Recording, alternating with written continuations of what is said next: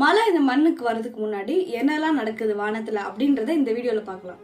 So first என்ன ஆகுது அப்படின்னா, ஏர்த்தில் இருக்கிற வாட்டர்லாம் என்ன ஆகுதுன்னா எவாப்ரேட் ஆகுது. அதுக்கு காரணம் யாரா, நம்ம கொளுத்துற வெயில் அடிக்கிற சூரிய பகவான் தான். அதாவது சன் தான் இது எல்லாத்துக்கும் காரணம்.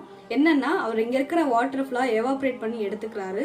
ஸோ அந்த வேப்பர்ஸ்லாம் என்ன ஆகுதுன்னா அட்மாஸ்பியரிக் லெவலில் ஒரு குறிப்பிட்ட லெவலில் போனோடனே அது வந்து கண்டென்சேஷன் ஆகுது. அதாவது அதெல்லாம் மொத்தமாக சேர்ந்துருது. இந்த இட்லி பானையெல்லாம் பார்த்துக்கிங்களா, தட்டை போட்டு ஆவி இருக்கும்போது மூடிட்டிங்கன்னா மேலே குட்டி குட்டி நீர் துளியாக ஃபார்ம் ஆகும் கரெக்டாக. ஸோ அதுதான் கண்டென்சேஷன். ஸோ அந்த கண்டென்சேஷன் முடிஞ்சப்பறம் என்ன ஆகுதுன்னா, enough amount of water droplets gather ஆடினோடனே நம்மளுக்கு வந்து மழையாக பெஞ்சது. இவ்வளோ தான். நம்ம எவாப்ரேஷன் ப்ராசஸ் முடிஞ்சு கண்டென்சேஷன் ஆனோடனே மழை வந்துடுது அப்படின்னு நம்ம நினச்சோம்னா அதுதான் தப்பு. அந்த எவாப்ரேஷன் ஆகும்போது கெமிக்கல்ஸோட போனால் ஆசிட் ரெயின் வரதுக்கும் நிறைய வாய்ப்பு இருக்குது. அதுக்காக தான் சொல்கிறாங்க ஆசிட் ஃபியூம்ஸ் இருக்கிற மாதிரி பிளேசஸில் வந்து இப்போலாம் அது நிறைய பேன் பண்ணிட்டு வராங்க. ஸோ இந்த ஒரு சின்ன மழைக்கு பின்னாடி இவ்வளோ பெரிய ப்ராசஸ் இருக்குது.